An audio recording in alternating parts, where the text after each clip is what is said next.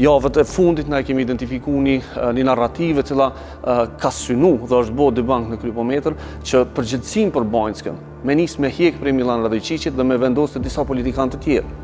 Kjo është një sinjal që tash po dojmë me ndryshu fajtorin kryesor dhe dikush po dënë me ndryshu fajtorin kryesor.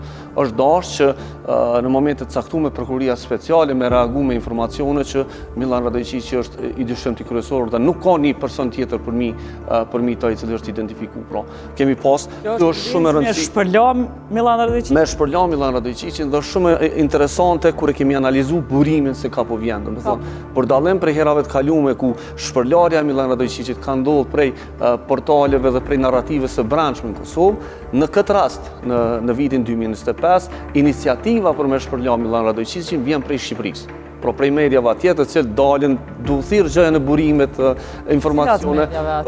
Ka dhe televizionet, ka analistët që kanë dalë në publik dhe kanë thonë kemi informacione prej inteligjencës të Kosovës, që ata e kanë identifikuar një person tjetër i cili është përgjegjësi kryesor për Banjskën, nuk është Milan Radojqići.